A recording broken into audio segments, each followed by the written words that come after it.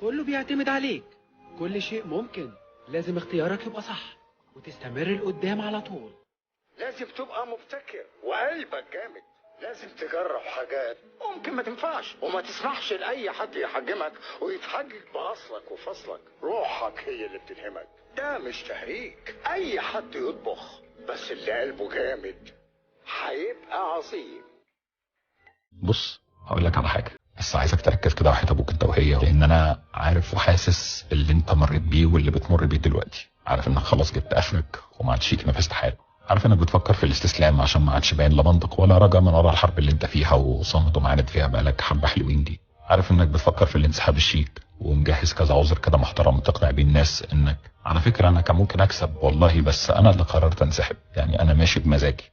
وعارف برضه ان الحرب اللي انت فيها حرب مش عادله وانك مظلوم فيها بنسبه كبيره، وعارف انك شايف غيرك بياخد خطوات وبيتقدم وانت شايف ان هو احسن منك، في حين انك متاكد من جواك انك تستاهل اكتر. بعض الاحيان بيتهيأ لك انك احق بالنجاح ده منه، وعارف انك بتسأل ربنا على استحياء كده وبتقول له هو انا ليه بيتعامل معايا كده؟ انا بغلط بس ما باذيش حد، ليه انا بتاذي وليه كل الظروف معاندة معايا؟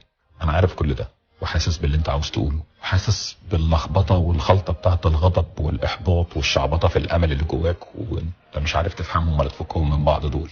بس هنتكلم بصراحه بقى، احنا ممكن نفضل نفضفض سوا من هنا للصبح وطبطب عليك من هنا للصبح، بس اخرتها ايه؟ اصدمك؟ على قد ما انت حاسس ان في 100 سكه و100 اختيار، صدقني مفيش قدامها غير اختيارين، يا تحارب يا تهرب، يا تحارب يا تنخ وتقعد في البيت، وعلى حسب اختيارك بقى هتشوف اللي انت مستنيه في عينين الناس. يا اما الناس اللي بتسمعك ومتابعاك هتشوف منهم يا انبهار يا شفقه.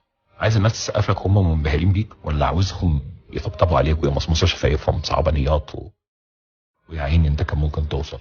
مش معنى كلامي ابدا اني بقول لك ما تزعلش وما تحسش وما تحبطش، لا يا صاحبي، بالليل وانت لوحدك ازعل وابكي، حس بالاحباط، عض في البلاط لو عايز، وتاني يوم كمل الحرب لحد ما يجي يوم الناس تشيلك على كتافها. يا اما يشيلوك هم محتفلين بيك وانت منتصر، يا اما يشيلوك وانت متكفن ميت وانت بتحارب.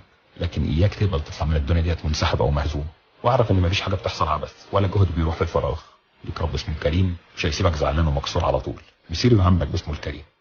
وكالعاده طالما ربنا سخرني ان اقول الكلمتين دول، انا ما اعرفش ايه السبب اللي خلاني اقولهم ويسر لك انك تسمعهم، يبقى الكلام ده رساله ليك، وخليك دايما ان في الاخر ربك هيراضي الكل. الله كريم.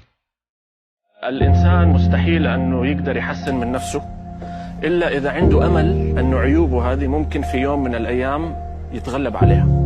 كيف الواحد يقدر يصحى من النوم أصلا لولا يكون عنده أمل ويقين أنه هذه فترة وتعدي؟ في تعبير بالإنجليزي this too shall pass. هذه قاعدة قانون. فتحسين النفس على مستوى الفرد بدون أمل، صحيح. لذلك الأمل هو وقود العمل، صحيح، هو البنزين.